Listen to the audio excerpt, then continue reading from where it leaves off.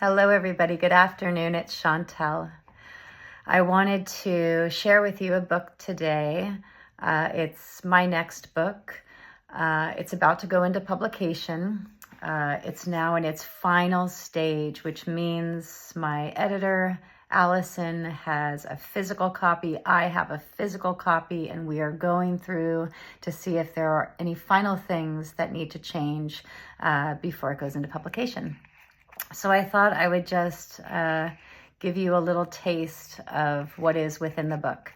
It is actually my first reflexology book. The other books I have to date speak of self-care techniques. My first two books were journaling guides, ways of getting out of one's comfort zone, doing new things. And my last book was called Intuitive Reiki, an integrative approach. This one is kind of similar to that. They are both manuals. They are both reference books, ways to understand a thing. So like the Reiki book, this book is about reflexology. In it, you learn what reflexology is, how it works, the benefits, a little bit about the history.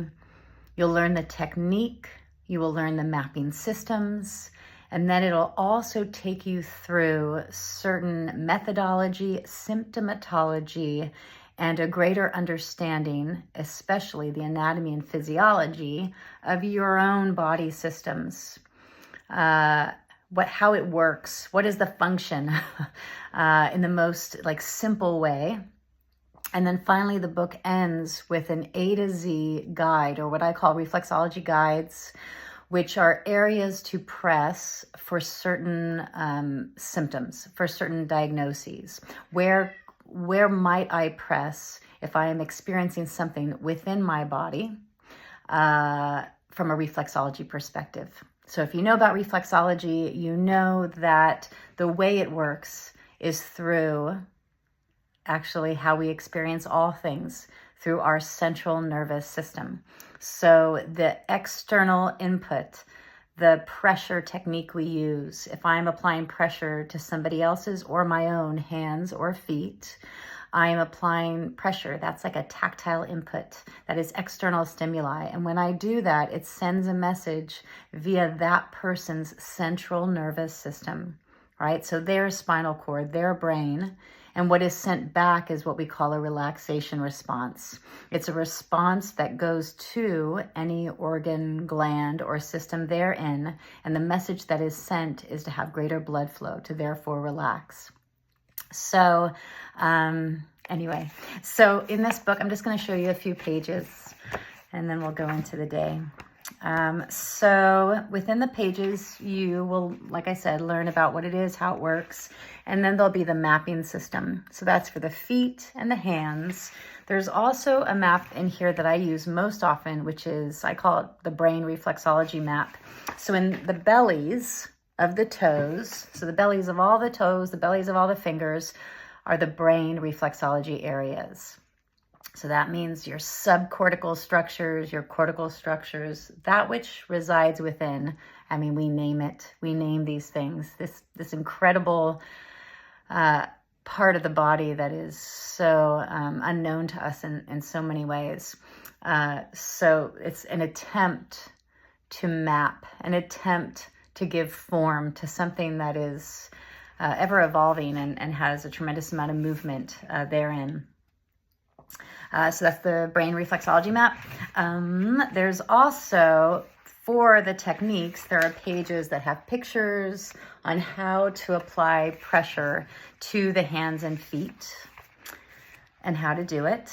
And then the final part of the book is that A to Z area that talks about certain diseases, their definitions, the symptomatology, and then the reflexology guides. A reflexology guide is just a set of different parts of the body that may be affected if you have that disease or syndrome or condition. So in many ways, this book is very educational. And for me, when I think about when I have something going on, whether it's anatomical, physiological, I mean, it might be philosophical. I want to understand what's going on at the level of that body system. I want to break it down. I often say in my classes, it's like you could think of it like opening up all the doors, opening up all the drawers and laying yourself bare in front of yourself. It's like, I want to know where my pancreas is. I want to know where the liver is. In this way, it becomes almost like a deepened kind of philosophical pursuit, as well as anatomical, right? I want to know where everything is. And only then can I begin to understand a sort of dis-ease or lack of ease that might be present at that part of my body. But I digress. Anyway, so the last part of the book is the diseases, the definitions, the symptomatology, and it's from A to Z. So it'll give you that guide as well. And yeah, I'm really excited. It's really fun to be in this final stage with Allison and seeing what can continue to change or fall away before it is given to the world. I don't even know if I showed you the cover. This is the cover, Reflexology and Common Conditions. This is the next book, Methodology, Technique, Physiology, and Symptomatology. Thank you for listening. Have a really good day. I'll talk to you soon. Take care.